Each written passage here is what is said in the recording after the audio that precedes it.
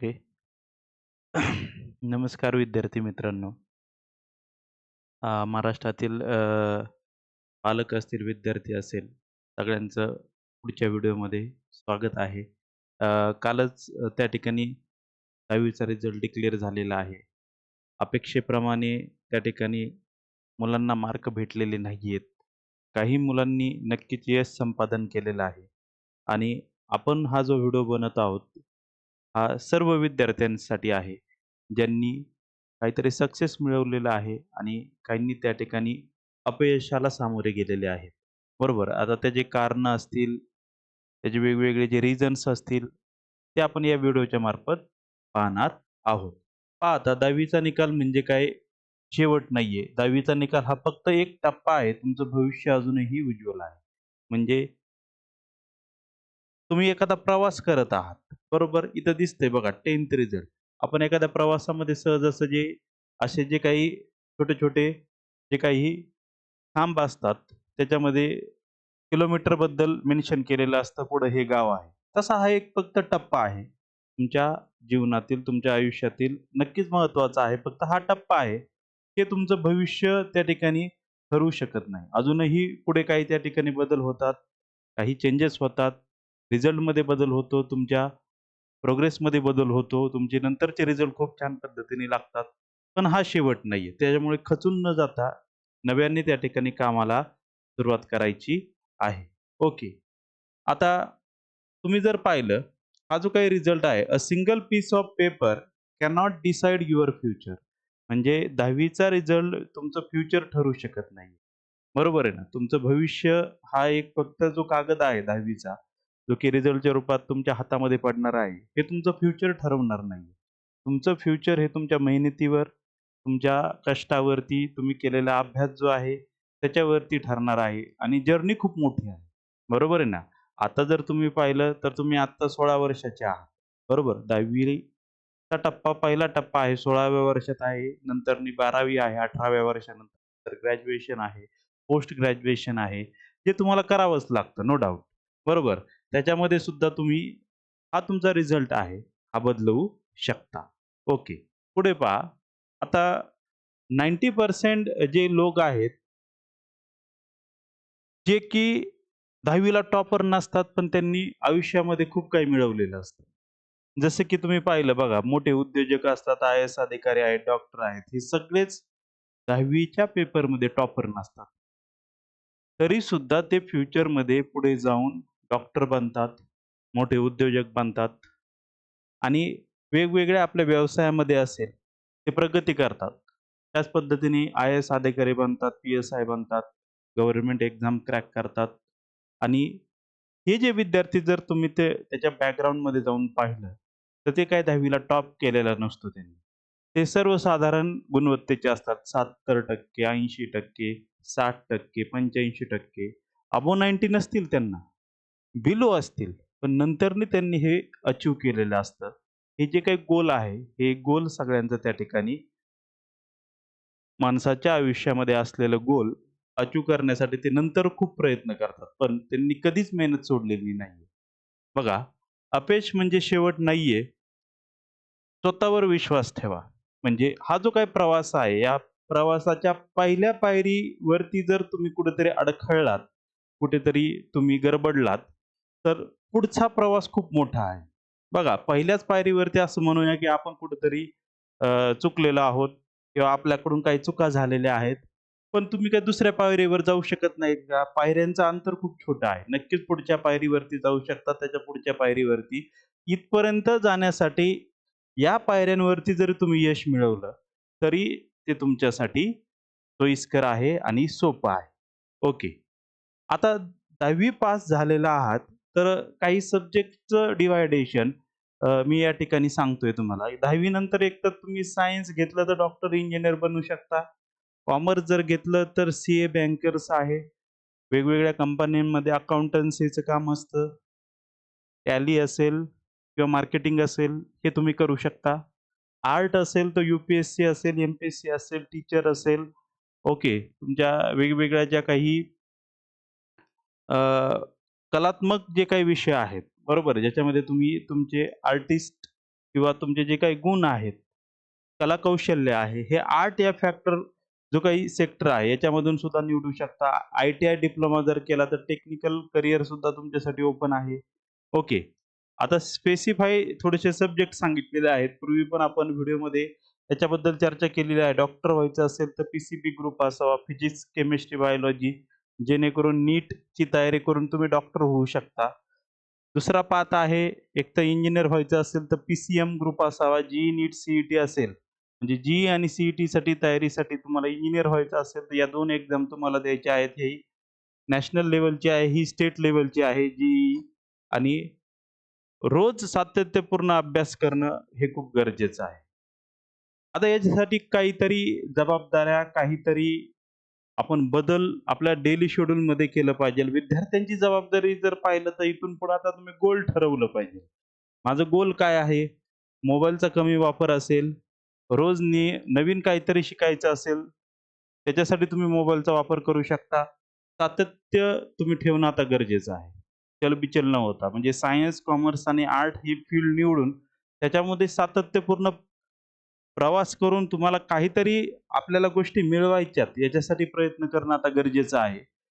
पालकांची जबाबदारी काय आहे? तुलना करणं, कंपॅरिझन. तुलना करणं आता पालकांनी सोडून द्यायचं, की या विद्यार्थ्याला बघ तुझा मित्र असेल, त्याला खूप चांगले मार्क भेटले. तो बघ त्या पद्धतीने त्या ठिकाणी ॲडमिशन घेतलेलं आहे.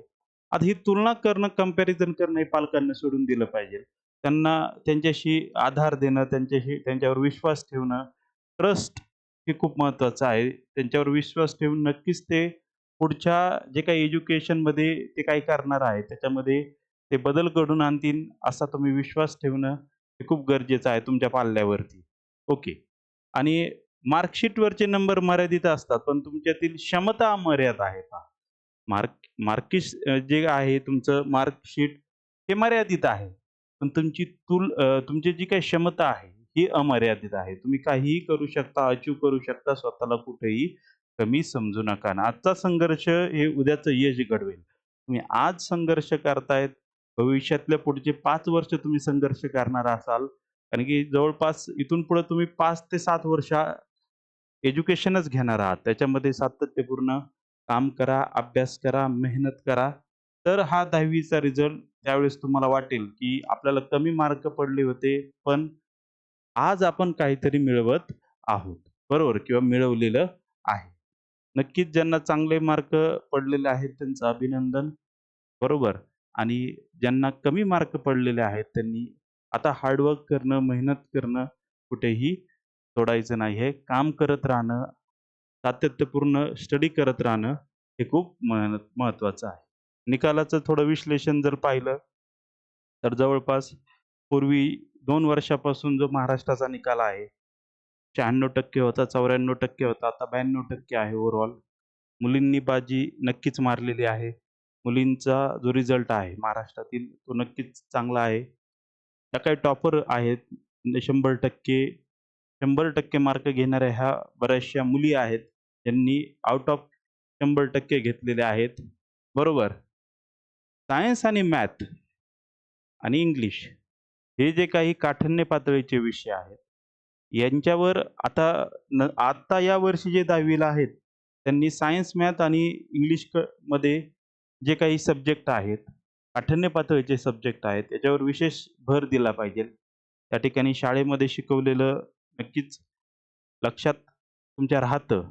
पण रिव्हिजन, त्याला सपोर्टिव्ह काही गोष्टी पाहिजेल आणि त्या सपोर्टिव्ह गोष्टी आपल्या प्लॅटफॉर्मच्या मार्फत आपण प्रोव्हाईड करत आहोत पहा. जे काही विद्यार्थी असतील, बरोबर, जे काही पालक असतील, जे की हा व्हिडिओ पाहत असतील, तर त्या सर्वांसाठी माझा सांगण्याचा एक हेतू आहे, की आपल्या ज्या काही बॅचेस आहेत, बरोबर. 5वी ते 10वी सगळ्या बॅचेस आपल्या अवेलेबल आहेत आपल्या एकी कोचिंग क्लासेसच्या ॲप्लिकेशनवरती. त्या ठिकाणी तुम्ही व्हिजिट दिली, तर सगळ्या बॅचेस तुम्हाला दिसतील.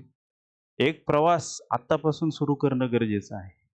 कारण की अशा पद्धतीने जसं मी आता तुमच्याबरोबर बोलतोय, सांगतोय, असेच आपण कन्सेप्ट सायन्स आणि मॅथचे या ॲप्लिकेशनच्या सहाय्याने शिकणार आहोत. म्हणून ॲप्लिकेशन डाउनलोड करा. नक्कीच आता सुट्ट्याचा कालावधी आहे. अजून एक 10-15 दिवसांनी करा. मुलं थोडेसे फ्री झाले. 1 जून ते 15 जून, मॅक्सिमम 1 जुलै. मी शेवटची डेडलाईन म्हणतोय की 1 जुलै म्हणजे 1 जूनपासून ते 1 जुलैपर्यंत तुम्ही ॲप्लिकेशनवरती येऊन किंवा तुमच्या रिलेटिव्हला सांगा, तुमच्या फ्रेंडला सांगा. सायन्स, मॅथचे क्लासेसची गरज आहे. डॉक्टर, इंजिनिअर व्हायचं आहे. पाया पक्का करायचा आहे. त्याच्यासाठी या ॲप्लिकेशन बरोबर कुठेतरी कनेक्ट राहणं खूप गरजेचं आहे. आणि आपण हे जे काही कोर्सेस आहेत बघा, हे दिसतायत तुम्हाला कोर्सेस. हे सगळे कोर्सेस आपण त्या ठिकाणी प्रोव्हाईड करत आहोत. बरोबर. मग 5वी मॅथ असेल, 6वी सायन्स मॅथ, 7वी सायन्स मॅथ, 8वी सायन्स मॅथ स्कॉलरशिपचे असतील, 9वी सायन्स मॅथ आणि 10वीचे सायन्स मॅथचे सुद्धा जे काही टॉपिक आहेत सध्या ॲप्लिकेशनवरती आहेत.